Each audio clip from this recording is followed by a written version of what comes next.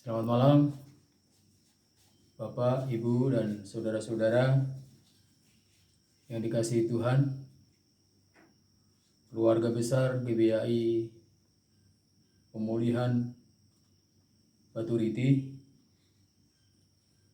Kita memasuki minggu ketiga di masa social distancing.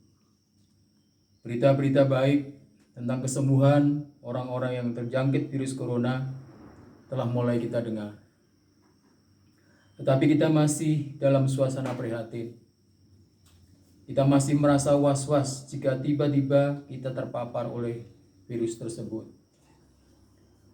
Maka saya masih mau mengulang sebuah pertanyaan.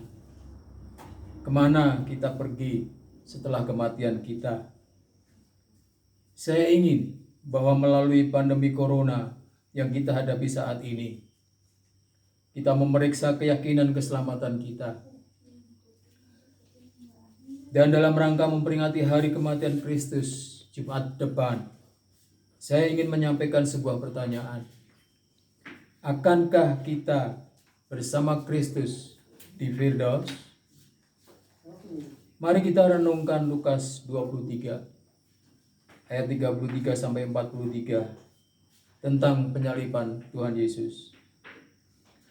Nas ini menyatakan dua golongan manusia, yakni manusia berdosa yang menderita tapi tidak bertobat, dan manusia berdosa yang beroleh anugerah pengampunan. Golongan satu setelah mati tidak tahu menuju ke mana. Golongan yang lain bertobat, mati, dan bersama dengan Kristus di Firdaus. Ayat 33 berkata, ketika mereka sampai di tempat yang bernama Tengkorak, mereka menyalibkan Yesus di situ dan juga kedua orang penjahat itu, yang seorang di sebelah kanannya dan yang lain di sebelah kirinya. Jadi ada 3 orang disalibkan, yaitu Yesus dan 2 penjahat.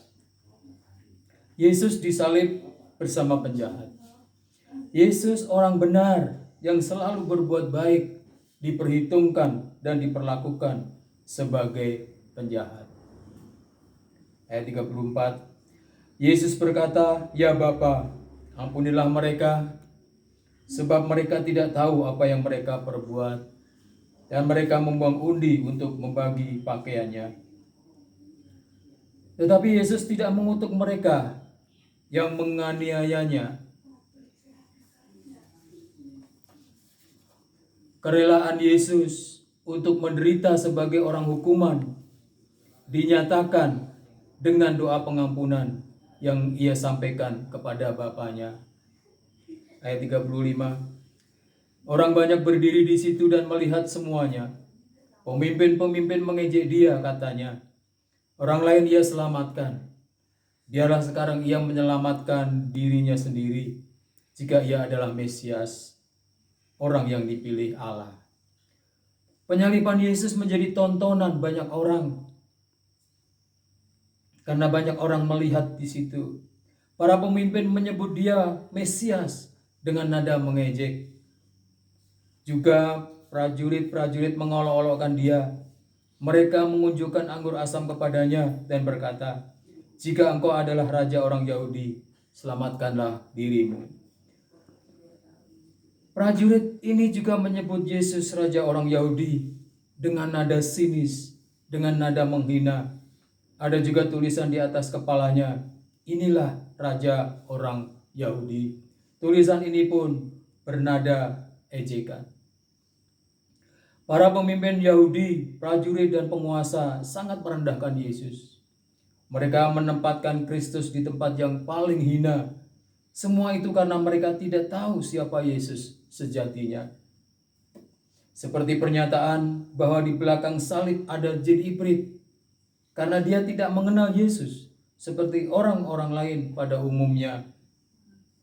Pemimpin, penguasa, prajurit, atau orang terpandang lainnya menghujat Yesus. Wajarlah karena tidak mengalami penderitaan seperti itu. Tetapi hujatan bahkan juga muncul dari seorang penjahat. yang sedang dihukum gantung bersama Yesus. Ayat 39. Seorang dari penjahat yang digantung itu menghujat dia. Katanya, "Bukankah engkau adalah Kristus? Selamatkanlah dirimu dan kami."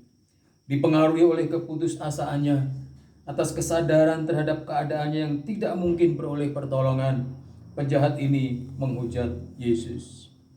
Penjahat ini benar-benar celaka. Dalam keadaan menderita, tidak dapat menolong diri sendiri, tidak mungkin ditolong orang lain, tetapi masih keluar hujatan atau perkataan tidak baik dari mulutnya. Ini gambaran dari keadaan manusia berdosa pada akhir zaman. Wahyu 16 ayat 9-11. Dan manusia dihanguskan oleh panas api yang dahsyat, dan mereka menghujat nama Allah yang berkuasa atas malapetaka itu, dan mereka tidak bertobat untuk memuliakan Dia. Dan malaikat yang kelima menumpahkan cawanya ke atas tahta binatang itu, dan kerajaannya menjadi gelap.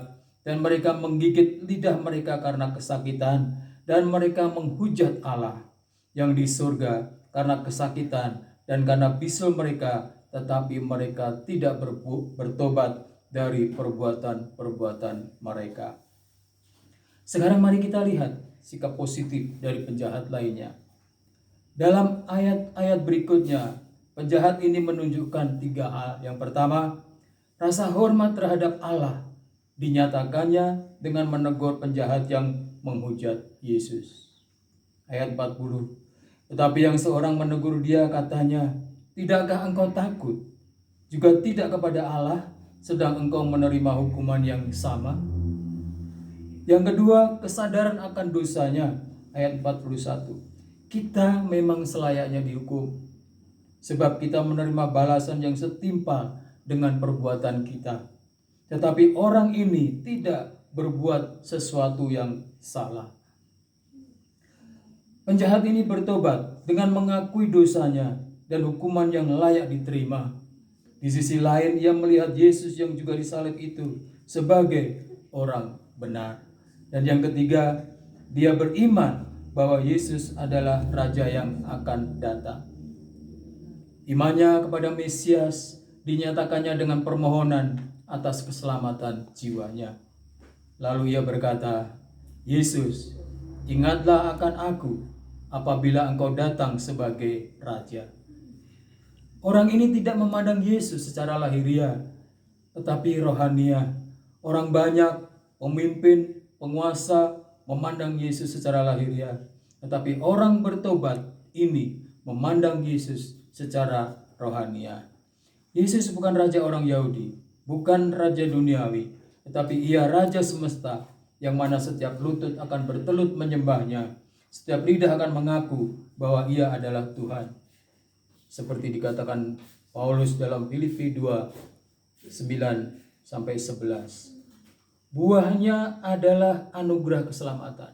Ayat yang ke-43, kata Yesus kepadanya, "Aku berkata kepadamu, sesungguhnya hari ini juga engkau akan ada bersama-sama dengan aku di dalam Firdaus."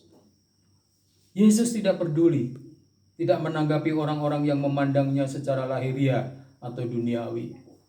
Tetapi ia memberikan anugerahnya kepada orang yang berpola pikir rohani. Penjahat ini beroleh anugerah pengampunan dan dibawanya ke Firdaus bersamanya. Saudara, ternyata salib Kristus merupakan tempat pengadilan bagi manusia.